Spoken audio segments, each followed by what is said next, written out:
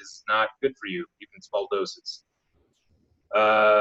So what we're going to talk about today is that our lab has performed a study on specifically inhalation-activated vape pens, so the ones that turn on when you inhale on them, and that in certain types of these vape pens, you are inhaling directly from the battery compartment and anything that might be in the battery compartment, including any exposed metal. So this is not something that is present in all vape pens. We did not look at dabbing. We did not look at tanks. We did not look at mods. Before anyone thinks that I'm like anti-vaping, there you go. I'm not. We did this because unlike any other country in the world, vaping hardware in the United States is not tested for aerosol emissions, and it's not tested or even looked for the presence of like heavy metal contaminants. California is actually ahead of the curve in the cannabis industry in the nation in being very proactive about testing for these things. We're simply pointing out that this is a public health problem and that this may be potentially related to why some people develop that vaping illness. And I'll say this again and often, millions of you vape, I vape, your chances of coming down with vaping illness or EVALI or whatever acronym they're now calling it, there are only a few thousand people who have gotten it, but 48 people have died. They're still not entirely sure why. All things being equal, we think it's a very bad idea if you're inhaling metal particles from your vape pen. And this particularly happens when you have inhale activated ones, for reasons we'll explain. So Jax, back to you for a second, and then we'll maybe go into the vape pen dissection. Right. So I began tracking this as it fell into the scope of what I track in California. California has 482 cities and 58 counties, and every one of them is doing something different regarding regulating our industry. And I can pretty much tell you what every one of them are doing or not doing, which ones have done, you know, a better job at it, and which ones need some work.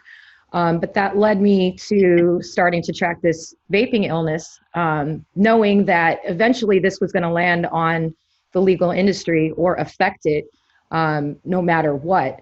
And we're seeing a large amount of local municipalities acting hysterical, irrational, and one county banned vaping altogether.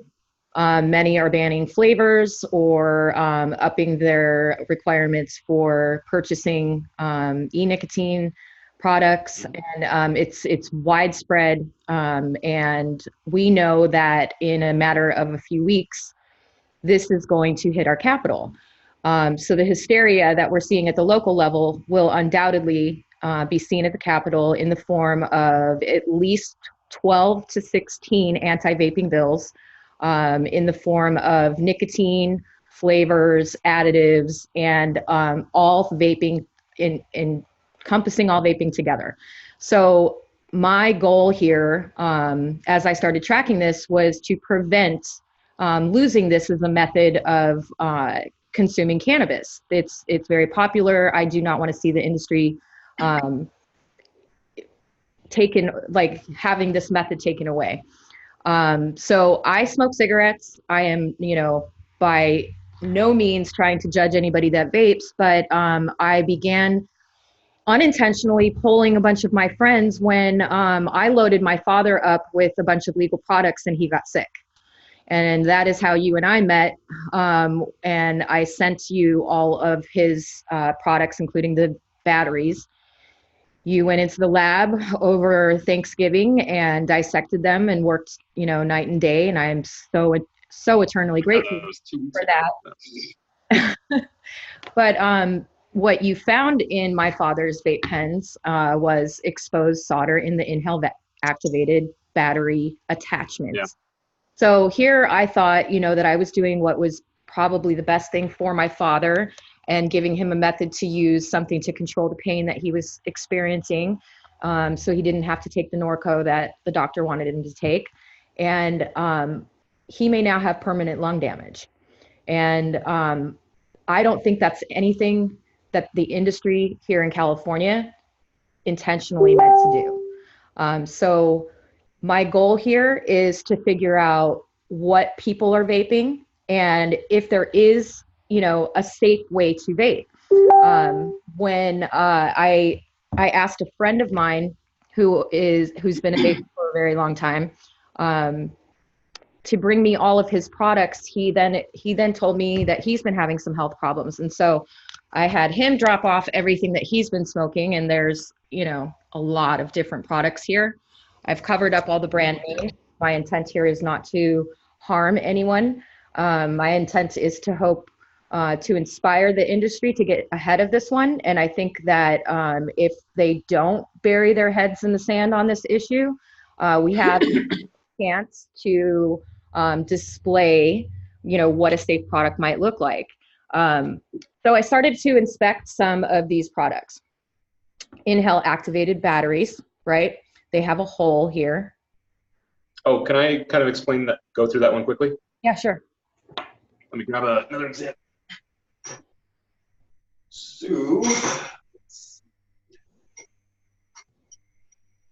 So I have two examples here, and they're not perfectly matched because actually I disassembled.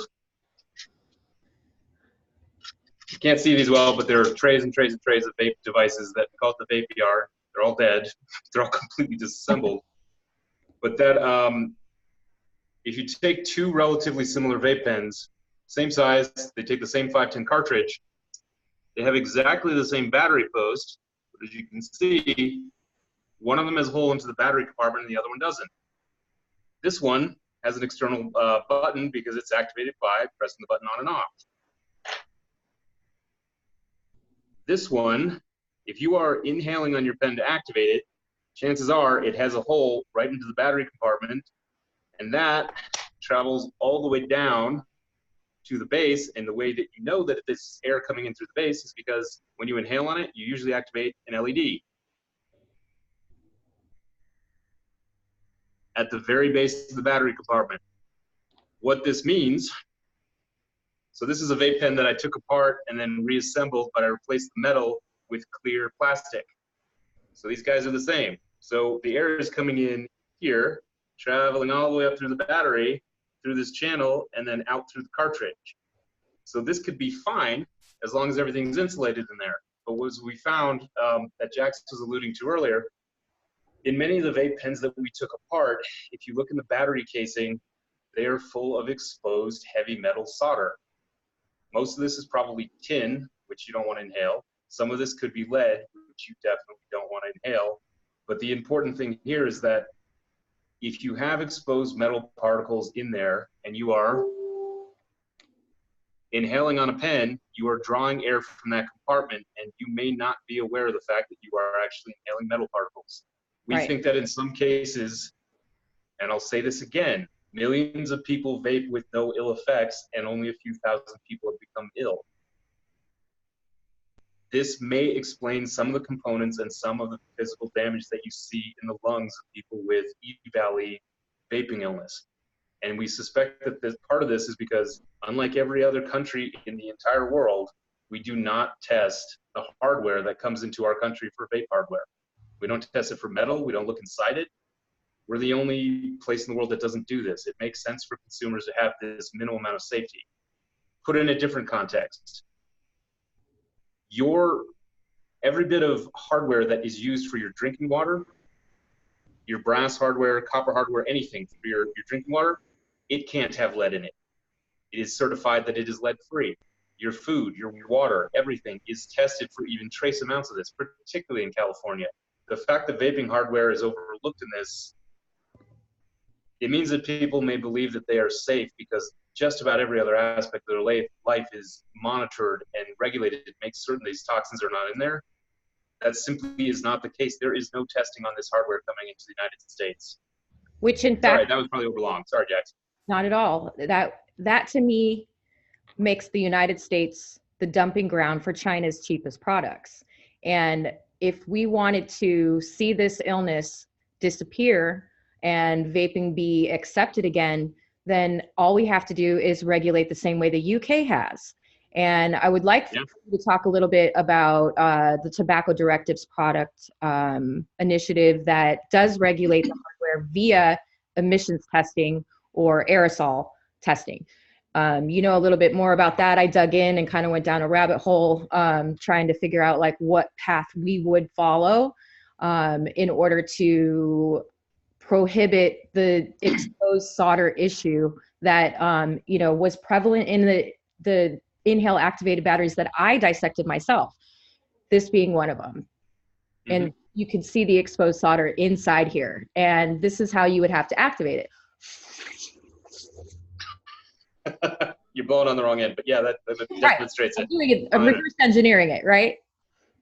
To reverse engineer, but that would mean that I would have to suck just as hard, and I'm sucking around this battery and sucking in. And also the exposed leads. So here, California goes through, all the trouble of making sure that our cannabis is cleaner than our food, and yet we're attaching a toxic product to it and inhaling contaminants and making that an unsafe product. Yeah, and to be fair, when I first started looking at this, because the first pens I dissected were mine, I thought maybe I'd find some metal dust or something like that in there, and I find these big chunks of solder, and I was like, okay, well, I can't unring that bell. Let's have everybody else look at them. So going back to the tobacco products directive, the European Union they don't have as much, they actually do not have the same cannabis market we have, but they've been regulating vaping for some time. And what they require from manufacturers that are importing hardware or making it themselves is that they have at a minimum, they require that they disclose what they're putting into the formulations. Cool, the cannabis industry is already moving toward that. Don't put vitamin E acetate in there. That's a good idea. They also require that the manufacturers send their things to a lab to do emissions testing so that at the power that you are vaping at, they can say, this exposes you to this type of aerosol emission and this was what's in it. Now, I'll take just a slight break to note this. I go to Burning Man. I do all sorts of things that would not fall under the category classically of healthy. And I actually am a firm believer in adults doing things as a consenting adult, that you should just be able to do what you are consciously able to do, whatever options come up. But I also think that in this case, most people, not even I, was aware of the fact that some of the components of these things have exposed solder in them. It's not visible from the outside. You have to take them apart. So after we go through this whole thing, and you take apart your vape pen, and it has exposed metal solder, and you say, cool, I'm cool with that. I'm cool with you doing that. I think in the majority of cases, people were not aware that they were being exposed to this, and if given the choice of, would you like to suck air through a straw that has metal oxide particles in it, most of them would say no if they were given the choice to suck clean vapes. So that's kind of the point of all this, and that's also why cannabis should be self-regulating. Most of the country is moving in our direction, saying cannabis is not evil and does not make you crazy and do bad things. In fact, cannabis is overall good and positive. The message that we're trying to convey here is that the cannabis industry should regulate itself, because leaving regulation in the hands of government officials, that always goes the way we want, right? Particularly in California in the cannabis industry. No, what happens is it's not over-regulated. So we should make smart, informed decisions. We're not trying to freak people out about vaping. I'll try to make that point every single time, and I'll try to vape every single time I make it. It's like a drinking game, but the opposite, well, it's like a vaping game. That got away from me. We are not advocating getting rid of vaping. We're advocating that the cannabis industry figure out this problem ourselves, right, and propose solutions to it to stop it.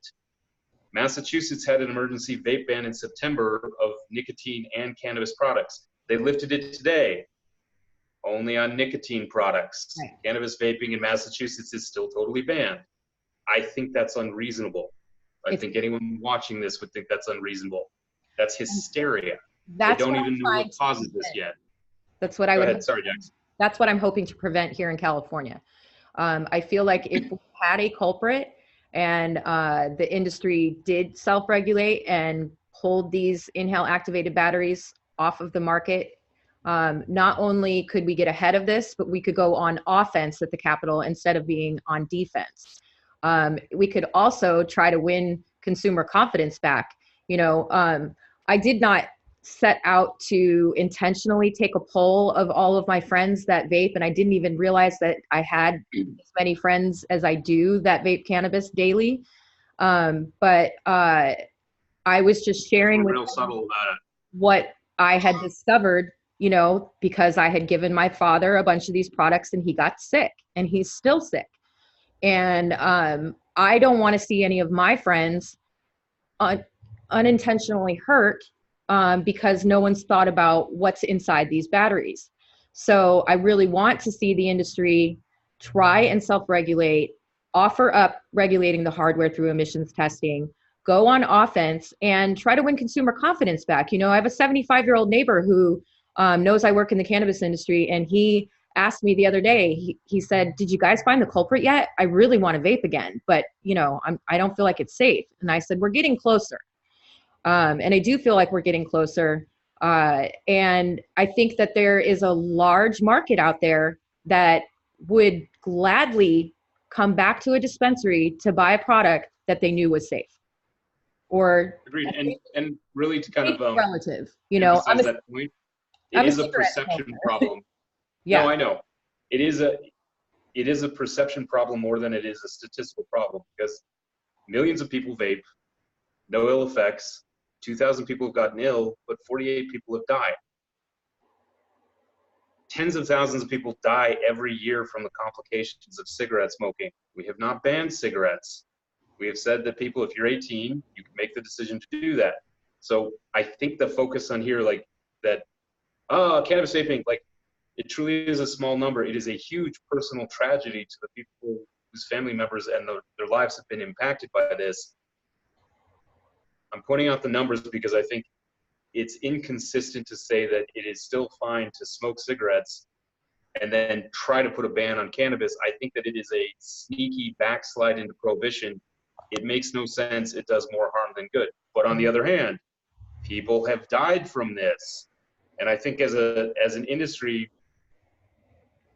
we are smarter than this. If we were smart enough to manage to fight and claw our way to legalization, we should be smart enough to have good hardware that doesn't harm people. Even if it's only 2,000 people, that is a huge impact on those people, even if the rest of us may never get ill. So, and also, it would be a giant loss if vaping was prohibited for cannabis products. I mean, come on.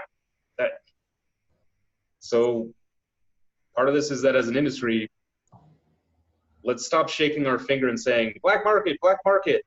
This is spread across 50 states, and it only happens in the United States. Well, I don't think vitamin E acetate is the only answer. It's not good to vape vitamin E acetate. But there are ways that we can improve testing and consumer safety for everyone, and it's not that hard to say that we could follow Europe's example in this and just start with aerosol emission testing. It's not hard. So like I was saying, I unintentionally started taking a poll of my friends that vape just by discussing what you and I discovered in my dad's vape pens. Mm-hmm. And one by one, on the other end of the phone call was someone saying, Jackie, I use those things and I haven't been feeling so hot. Jackie, I've got inhale-activated batteries, or I use, the same brands. And I'm not here to out any brands. I'm here to try to get to the root of the problem so that we can try and save vaping, because we are going to be on defense at the Capitol. Yes. And what I found was very significant was that almost all of my vaping friends are not feeling very good right now. They're having difficulty breathing. They're wheezing, and a lot of people are having migraines. And maybe this is all due to inhale-activated batteries that have exposed solder that, be causing, a lot of these ailments. But what was really significant, I then went out and intentionally asked all of my e-nicotine vaping friends, how they were feeling. And I couldn't find one that felt sick. So and they use these gigantic batteries. I wish I had one with me, but I don't. But hardware again. So this is, I feel like the whole thing, I call it VapeGate.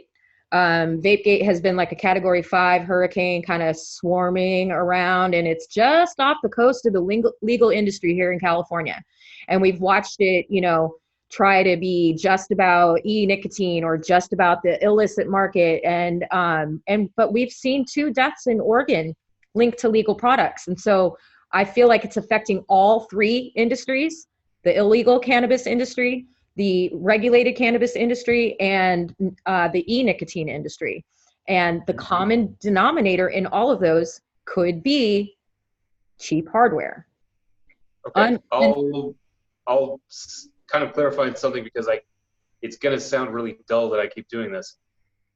We've only looked at the hardware that's inhalation activated, and I also think this will sound strange. The cannabis and the nicotine industry are divided, but the thing that we have in common is that we all want to vape.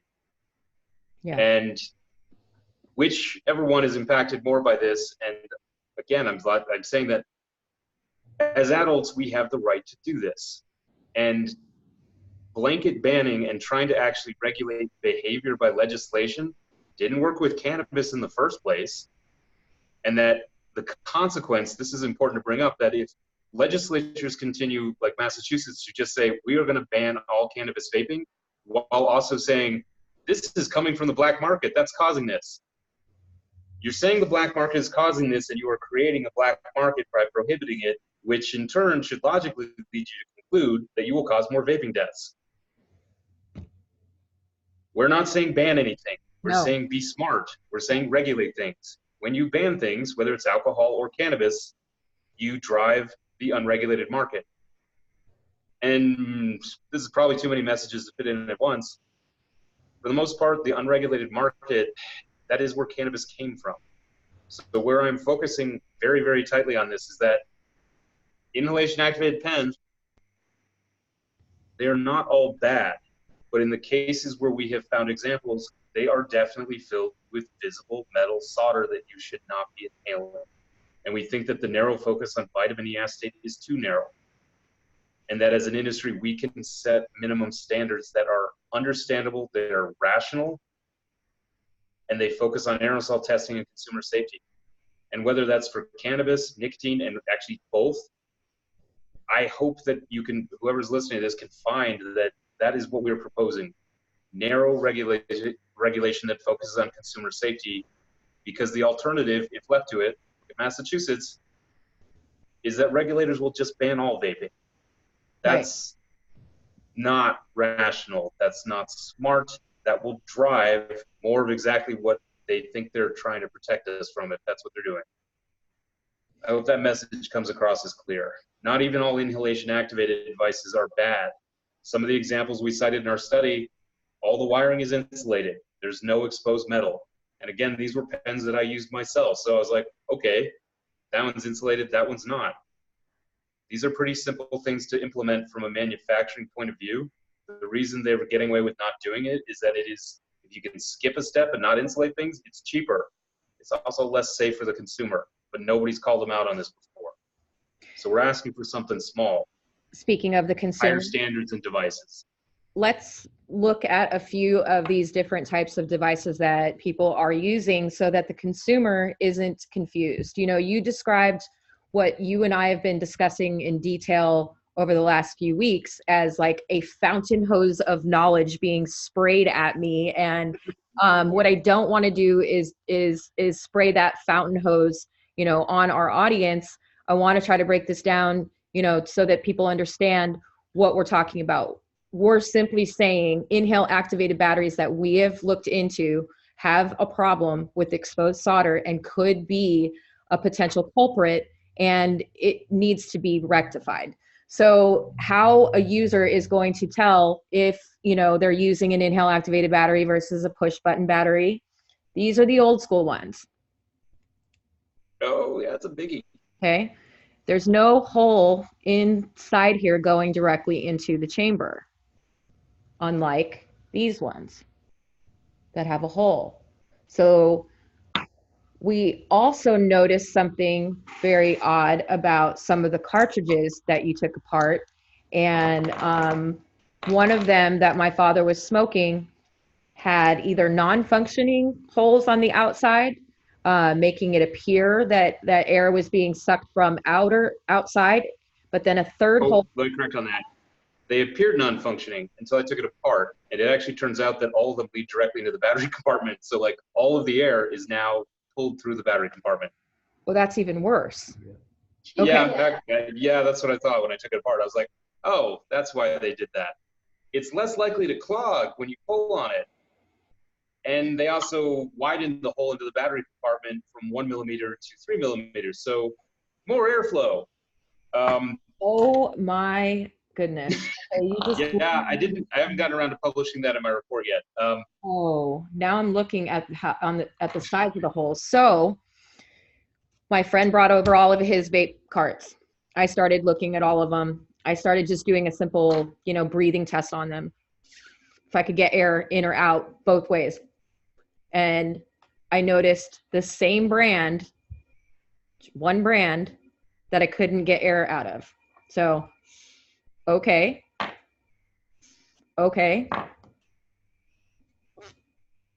Not okay. So those ones are potentially a problem. Like you said, they could have 3 air holes drawing directly from a contaminated battery. So why are we going through so much trouble to make sure that the oil contained inside of a cartridge is cleaner than our food if we're then contaminating it with a toxic battery? And, it seems simple to think of it now that we know, but Johns Hopkins University called you, and those scientists. Actually, no, I kind of wrote them. I'm not going to take credit for that. Oh. I read their study. So Johns Hopkins and professor at UCSF published the first case study, and this woman was actually diagnosed with what turns out to be cobalt lung 30 months ago. Cobalt lung is something you would not ordinarily develop unless you were a cobalt miner. And the fact that this woman was I think she was a dog trainer, and the pathologist she was seeing at UCSF was like, this is very strange. This looks like cobalt lung, and looks like cobalt lung. They actually had her vape pen. I really respect the jump here, because the truth is people don't like unusual explanations, and somebody developing cobalt lung who's a dog trainer and not a cobalt miner is very unusual. So the doctor, whose name is Dr. Kirk Jones out of UCSF, he's a pathologist, sent her a vape device, which was an inhalation-activated device, to a group of researchers at Johns Hopkins who specialized in studying the aerosol emissions from nicotine-related, primarily vape devices. So what they concluded was that she did indeed have cobalt lung. There was cobalt residue in the cartridge, and there was cobalt in the liquid reservoir, but that because of the higher amount that was in the cartridge interior, they believed that it was actually the cartridge contaminating the reservoir of fluid, not the other way around. So when I wrote to him last week, I noted, in case they hadn't, that if he wasn't aware, that the particular brand of pen they were using was an inhale-activated one. And he said, narrator, I did not know that. Prior to that, cobalt is not a common contamination of nichrome wire, which is used in vape cartridge heating elements. That's part of what I found was so strange about a lot of this story, and they're focusing on cartridges in the first place, is that many of these symptoms could be caused by heavy metals. California has one of the highest heavy metal standards in the state for the cannabis industry, in the United States for the cannabis industry. So if people are having symptoms that sort of resemble getting exposed to heavy metals, where is it coming from? It might be coming from the battery compartment. There's a lot of exposed metal in there. And as a side note, cobalt oxide, which is not found in nichrome often, it is frequently found as a component of the battery electrodes in the lithium polymer cells found in vape pens. So I hope that they're busily taking apart that pen and looking for cobalt oxide on the inside of the battery casing. And I think that eventually this message will get across to people that possibly if we want inhalation-activated pens, and some people may still, then at the very least just insulate the circuitry so there's no exposed metal. That's it. Preferably, in the meantime, if you're at all concerned about inhaling stuff from a battery compartment, switch over to a vape pen that's got a button. Old school. No hole. I want to point one other problem that I discovered. So this guy has a button. Good example. But it also had a hole. So I went, and realized that I could activate it by just sucking on it as well. And so possibly the button just doubles as a booster. But yeah. that's just not a battery that I would want to smoke if I was vaping, you know. If you have a choice to suck air from a battery compartment or not, unless you're certain that that circuitry is covered, and you can actually peel these things apart and see if there's exposed metal in there or not. A lot of those things do have a button because, you know, with the concentrated oils, the button is there to kind of preheat the coil and kind of pre-warm it up like you pre-warm an oven. Never occurred to me that that's actually makes a lot of sense. And then you can just keep it going by then inhalation activating the air sensor. I haven't taken one of those apart, so I'm not going to speculate on whether the interior is insulated or not. Here's the simple rule. Whole means you're inhaling from the battery compartment. Right. It may not mean you're being exposed to heavy metals. That's not an inconsistent message. All we're saying is that whole means you're inhaling air from the battery compartment in some fashion. Potentially. And if we get our act together as an industry, and we still want this as a type of device that's activated, then manufacturers insulate your wires. That's it. Right. What we should not allow to happen, though, is for this kind of stuff to lead to a complete ban on all vaping. And when I say all vaping, Massachusetts said all cannabis vaping. Right. Not nicotine. So let's all not be hysterical. And I know it sounds like I'm telling you some scary things while also saying, no, be calm, it's cool. Very few people develop vaping illness out of millions of people who vape.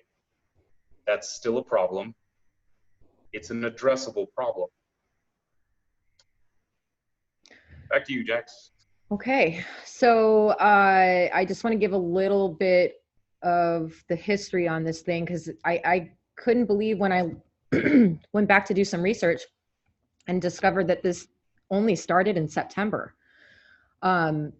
So April, technically, in Wisconsin anyway. That's really when they diagnosed the first cases, yeah. Okay, CDC or Wikipedia said they only started publishing the results of it, but they started noticing in April. It kind of peaked over the summer. Okay. Most people don't know that. I read a lot. It's okay. Cool. And recently they changed the name from Vapey to E-Valley. I'm not really sure why. So now it's the E-Vaping Associated Lung Injury Illness. And just last week, the CDC changed their criteria to have a patient qualify as having this illness. They now either need to be hospitalized or dead. So that tells me that they're trying to quiet this thing. And, you know, it could be that it does get quiet, but I fear, you know, that this is still going to land on the legal industry, even if the news stops reporting that people are dying and getting sick, because I think that we're actually harming our own people. I couldn't believe the amount of people that I talked to this week that are telling me that they're having health problems. And I know that they're smoking legal cannabis. And here I thought I was doing something, you know, beneficial for my father, and he may have permanent lung damage now. So I just want the word to get out. It would take me, you know, a year to have this long conversation one by one with all of my friends.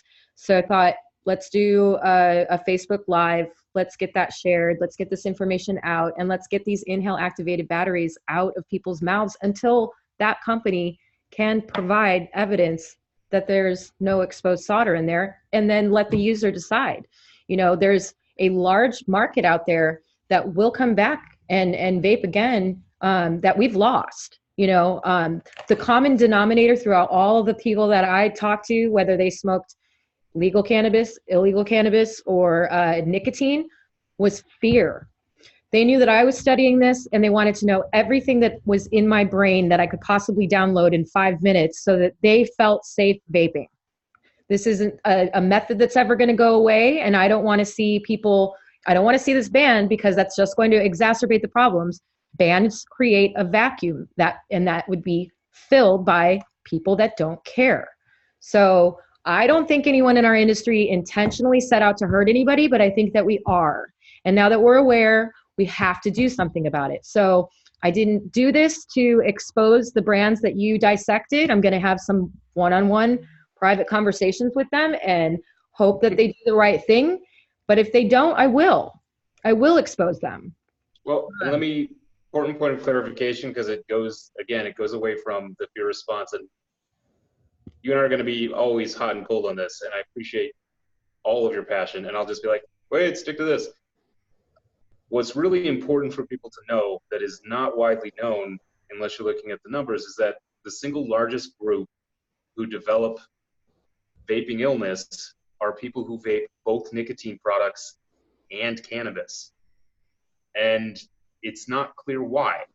It might have to do with frequency of use along with exposure to whatever, but I think that's actually kind of important because I don't know many people who vape both, but the few that I do know who vape both, they vape more.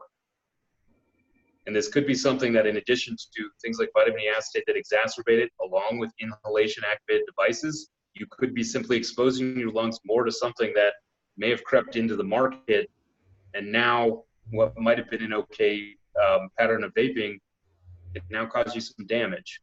They do think that this is something that's relatively new. The very first paper that noted this in a group of patients in Wisconsin deliberately looked back a year and said, we didn't have this percentage of relatively young men, because it affects 75% of male, coming in with respiratory failure. So this is not something like, oh, cannabis has been legalized and now you're just seeing this problem coming across with people. Mm-hmm. What Jax is saying is important is that this could be something that has crept in along with legalization, and now there's a larger number of people vaping, but this could have been something that crept in that could have been detected and may still yet be detected if we are vigilant and we do aerosol testing and say, wow, that's not good. There's metal oxide particles flying off that thing, and they're coming from the inhalation hardware. Jax, I think Rick was saying this earlier, and even somebody else was pointing this out. Inhalation-activated pens right now, I had drawers full of these things, mostly from like ones that people gave me out as promo stuff at MJ BizCon last year. And before that, we actually hadn't worked with vaping clients. We didn't have a lot of the hardware from it. But an interesting thing is that years ago, people were literally catching their asses on fire because they all had these button-activated ones and they'd sit on them. Jax, you still there? You're motionless. Okay. No, I'm good. I'm here. I couldn't find any good surveys to tell me what percentage of the accessible market right now is from inhalation-activated, universally threaded cartridges. I don't know, but like literally the drawers in our lab were filled with these things. And I said, from what we were talking about earlier, I suspect that prior to that, most of the hardware was button-activated. So this may be something that's crept in because people moved away from button-activated ones because I think your friend was saying like the TSA banned them because you put them in your luggage, the button gets activated, you light your clothes on fire. Did you say your friend lit her clothes on fire? Yes. These were catching on fire. So people moved to the inhalation-activated ones because you don't have an external button, and maybe in the process we now introduced whatever this is. The timeline, at least, I don't like to say, well, that often things are a coincidence, but we're not testing the hardware. If there's a hole, you're drawn from the battery. If you don't believe me, look at your pen. See what explanation makes sense if that one doesn't. I'll send you some pictures. We took apart all these things. Let's see what you took apart. Let's have our little... That didn't work out so well with the camera resolution. Yeah, we tried that out. Let's put a link in Facebook so people can go to the gallery. Okay. People sometimes don't believe my explanations. That's why pictures are good. The gallery actually shows step by step me taking apart these vape pens step by step, and also I did it carefully because the first one I did caught on fire. So don't, unless you know how to do this. Cindy's telling me I should at least hold it up. I want to see the graveyard. Okay.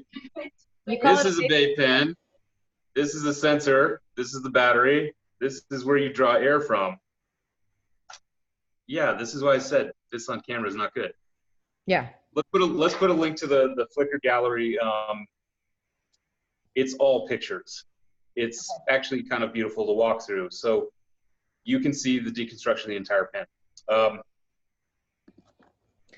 I am going to see if anyone in the audience has some questions. Yeah, who we got? And if they actually look at this later, we'll still post that link so they can go look through it. The important thing here is that no exaggeration. These things contain upwards of 80 milligrams. So if you're like, oh, well, heavy metal, I've never seen that exposure. You can see this with your eyes. You don't require a microscope. I have, I remember one question that came up when I posted your most recent blog. Oh, yeah, the exhale part. And that was about the exhalation part. And people were like, people are exhaling into a battery? And that was a common question, and I didn't really get it myself.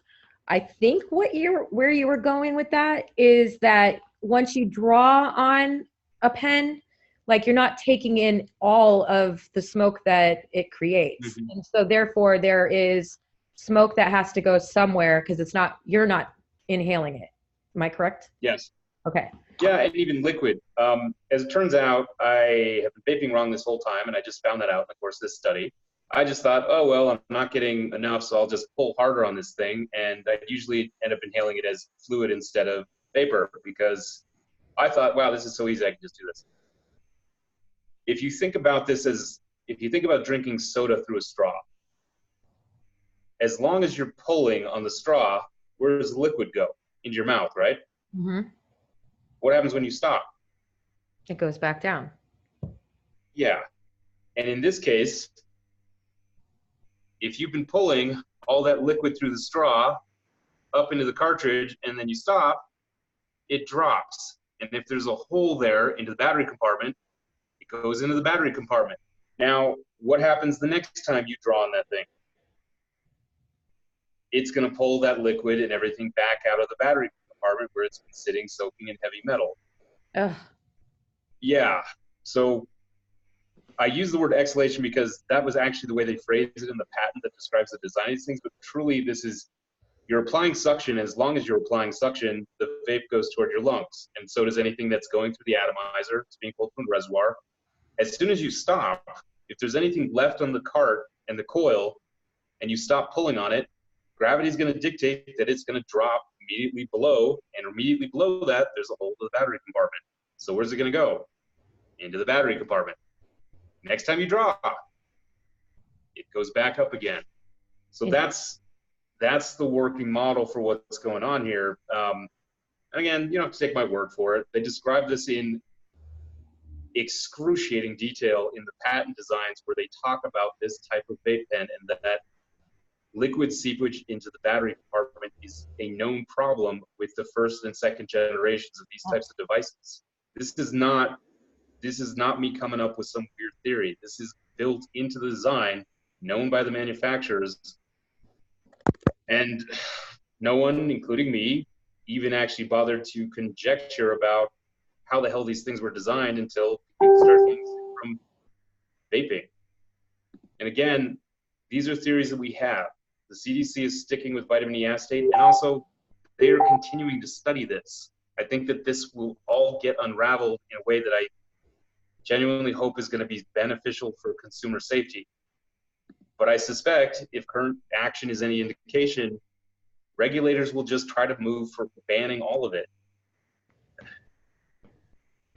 When they don't, if you work in the cannabis industry, you've seen this kind of stuff happen, and it really is hysteria.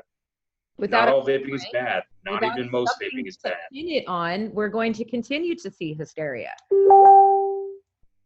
We should all stop being hysterical and having reefer madness I really thought we were kind of past this with legalization, but it's still not federally legal, so I guess not. So this is another variant of hysteria. Yes, people can get sick from this. Millions of people vape with no ill effects, nicotine and cannabis. But we should not be letting a small number of people get sick or die from this. Right. And we sure as hell shouldn't let them ban it. So I'm going to take I know I keep repeating that message till it sinks in. I'm going to shoot some questions your way from the audience. Okay. One viewer wants to know if China is the manufacturer of these batteries.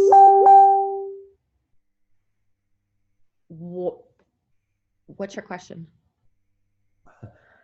Go ahead, say it. If China's the main. 1 second. What can we do to change this? Where can we get batteries other than China? We've been. Oh, is there anywhere else that we can buy batteries other than China? I really also don't want people wagging their finger at China. We are like, we want cheaper stuff and we want it faster now. The EU put in place their tobacco products directive like more than 10 years ago. They're not having vaping illness. We have 30% of the world's vapers in the United States. The EU, this might shock you, has 24%. They have millions of vapers too. And why can't we get their product? What we are getting in here is a result of a market where the EU says we are telling manufacturers you have to get aerosol testing before the product goes to market. That's smart. We don't do that here. So 95% or even greater of all the vape hardware in the entire world is made in Shenzhen. We can't point the finger at Shenzhen and say, this is your fault, we're getting sick. We're not testing stuff, and we continually demand cheaper and cheaper prices. And as we've noted from cannabis, if you make a black market and somebody has a financial incentive to do something cheaper and worse, that's how they're going to do it. So right. No, the answer is we don't really have an alternative to buying vape hardware from somewhere else, and I also don't think we need to. If you're a vape manufacturer, hear this now. Talk to your Shenzhen suppliers and say, we would like hardware that is manufactured to the same level of compliance that they demand in the EU. There are Shenzhen manufacturers that their biggest market is the European Union, and guess what again? The EU does not have illness. Those products are being tested. You can also go to places like, I believe SC Labs offers aerosol testing. Get your products aerosol tested. Have some of your engineers take them apart. When I say that this is a visible contamination problem in there, I mean it is visible to the naked eye that there are milligram levels of solder there. If your circuitry is insulated, that's also visible and obvious as soon as you take them apart. So when I say this is an addressable problem, I mean this is truly an addressable problem that is visible to the naked eye. The link associated with vaping illness and this exposure to metal solder, that is yet to be established. But again, no one is, if given a choice between inhaling exposed metal solder from a straw or not inhaling metal solder from a straw, everybody would choose the second choice. Right. One of our viewers wants to know if ceramic is safer. It's a good point. There are actually some pretty good vape devices on the market where they create heat to the coil, and then that heats up the ceramics, so you actually you have very little contact with the metal. We didn't study ceramic devices, but that's a good opportunity for me to point out, like, if you don't have that air channel into the battery compartment, your chances of getting exposed to this are virtually nada. We only studied the ones. I am a scientist. I hate saying absolute answers because if you start doing that, then you stop having an open mind to like how you start dictating how your experiments are going to go. And that's a good way to get kicked in the nuts in science. Ceramic is a good way to heat things. And as long as that hardware has been tested in a lab and shown to be like metal free, which California already does that with its cartridges, that's probably a better way to vape than inhaling directly from the battery compartment. And also, again, iterating, nichrome wires have been in use for 10 years. We haven't seen vaping illness before April of this year.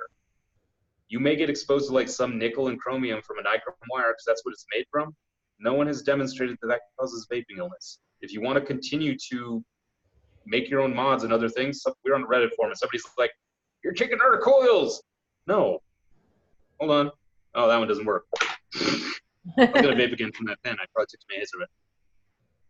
I'm a big believer in actually following the EU's policy and even the UK's toward vaping. It's harm reduction. And as Jax pointed out earlier, This is a very effective way that many people often use to get away from smoking traditional cigarettes. And traditional cigarettes kill 48,000 people a year. That's, somebody do the math. That's quite a lot more than the 48 people. Yeah. I'm an adult. I pick up a pack of cigarettes. It tells me. I'm an adult. Yeah. It tells me what my risks are. When we pick up one of these things, it's not saying you could die within a few months of smoking it, and that's what's happening. So yes. I'm all for allowing people to do whatever they want to their bodies, but we need to be able to inform them on what they're doing to their bodies. And I don't think anyone is willingly smoking solder. No. And traditionally in the United States, regulation-wise, we don't take a rational approach to regulating things, especially when it involves drugs. We're like, ban it for the children. We don't take a very good approach to this. And it is certain, and I think everyone would agree on this. Raise your hand if you agree. If the cannabis industry does not proactively resolve this and make certain and actually explore avenues and actually come to a solution with this, we'll have to deal with whatever solution the government comes up with.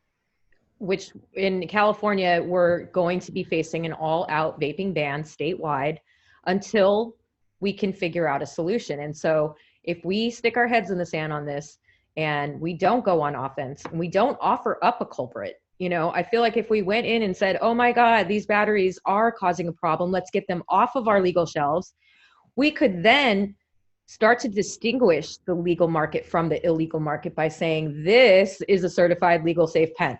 Safe being, you know, subjective, safe to me. I just want to know if I'm willing to smoke a cigarette, I'm willing to put some amount of chemicals, you know, I'm willing to smoke some amount of heavy metals because I do. I think vapors would too, but we have to be able to tell them that. Yeah, and this is also, yeah, and it sounds weird to say, like, I understand, I don't agree with. The knee-jerk reaction to regulators in most cases is, especially when it involves drugs or cannabis, something is like, we have to ban that. While at the same time, they're saying out of the other side of their mouth, we think this is coming from the unregulated market, so let's ban it. And the missing component is that when you ban things, trying to legislate behavior never works. It always leads to a greater expansion of an unregulated market. It's not like if you say this is illegal, people just say, well, I guess I'll stop vaping now. That just staggers my mind. So yeah, let's address this through smart legislation that is targeted, that doesn't make the problem worse.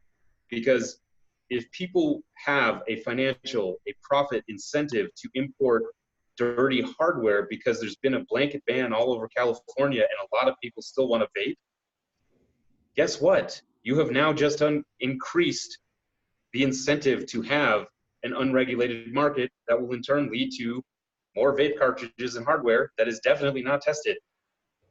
I doubt there's any regulators listening, but please hear that. If you want to make this problem worse, ban it. Right. Please don't do that. No, please don't. I don't want to see cannabis taken away as a method of, you know, what patients are using to ease their ailments. But I give cannabis away to a lot of people. I'm scared to give them vape pens right now. I don't know what is safe, you know, but through the last few weeks, I have at least been more comfortable with a push button battery and a brand that I don't believe is using vitamin E acetate. So it's kind of where I'm at. Oh, let's talk to vitamin E acetate. Well, okay. Not this time. It's actually too much. We'll come back to it. There's actually a pretty relatively straightforward home test to kind of look to see if your stuff is strongly cut with vitamin E acetate, which it's pretty easy if you know how to do it. Actually, I'll kind of point out, it's actually kind of akin to winterizing when you extract your own cannabis. Okay, I think, we're nearly at an hour point. Let's wrap up. If we have any other questions, we can deal with them now. If people see this recording later, please leave a question in the comments, and I will either be really prompt about getting back to that, or someone will have to remind me, but I will still try to answer them. Let's end on this question, because I have a friend that wants to know if there is a pen out there right now that we can identify as safe. And I saw you start this podcast out sucking on something. So what are you sucking on? Oh, no, I don't know that that one's safe either. This is going to sound like an annoyingly inconsistent answer, but it's really not. I'm a scientist. I know that even if I'm actually sucking, I mean, all of these pens that I first started taking apart, 90% of them had metal particles in there, and I smoked all of them, so hey, there's that. I don't smoke, or I don't vape with sufficient frequency that I think I was exposed to huge amounts from all of them, but it's a concern. I'm always against telling people, you're completely safe, or you're completely in danger, because the reality is that reality is nuanced and everything is context. Right. If you have concerns, and there's a hole in your vape pen, into the battery, put it aside for a minute. Don't go nuts and throw it into the fire or do something crazy or something like that. Consider switching over to something else for the meantime that at the very least does not expose you to the battery compartment. If there's a hole, that's what it's doing. I am not telling you to throw away your disposable pens. I like disposable pens. Many of them are safe. And also, no matter what happens, millions of you, nothing will happen, no matter what you're getting exposed to. That doesn't give you license to go run around and then be like, oh, Frank told me this was safe. I'm not saying that. I'm trying to tell you that something you already know, which is that life is nuanced and it's balancing risk factors against potential gain. We have to address this as a serious issue. People have died and people have become ill, and it has to be addressed because that's unnecessary. Vaping in general is safe for you. Cannabis is overall predominantly beneficial for you. So I'm not going to endorse any product as safe because we're all going to die. But I think you take my meaning. Well, as maybe put aside the inhalation-activated ones for a second, switch over to, if it's the same brand, switch over to a button-activated one. Still support your regulated market. These are the people who fought to get this stuff legalized so that we didn't have to worry about going to jail or losing our jobs over cannabis. So let's not freak out and then backslide into banning parts of it unnecessarily. Right. This is still a very good industry and a very good healing medicinal thing. Well, I look forward to continuing to work with you on this issue, and hoping, you know, that the general public starts to listen. I hope the industry opens their eyes and acts. But I'd love to do a follow-up with you and maybe look into what types of devices Europe is using versus what we're using, so that we can start to move in that direction maybe. Maybe. Yeah, that's something I'm pretty curious about, because most of the information I have available is all nicotine devices. Yeah, we'll take this up again probably in a week or two. And as a parting message to the cannabis industry, particularly in California, this is a Machiavellian saying, but it's this: if you delay conflict, it is only to your disadvantage. As Jack said, people are already putting in legislation to ban this entirely, and aerosol testing can be expensive, and it's probably not something you want to do. It's still less expensive than a total ban and getting rid of your vape products that are currently sitting on your shelves. Think about it. No selling vape products, we're having to pay for testing. I mean, that would put probably 1,000 manufacturers out of business. So let's just pay for a little more testing. Right. Yes. I know testing is not everybody's favorite popular subject, but in this case, let's please be proactive about it, because a ban is not profitable at all. I would love to be able to give products to people that are sick that says aerosol tested and safe. That is a great note to end on. Yep, it really is. Okay, let's close with that. Thank you, Frank, and thank you, Cindy. I see you in the background. Cindy's up doing tech stuff. All right. Bye. Okay. Good night, everyone. Hole, no hole.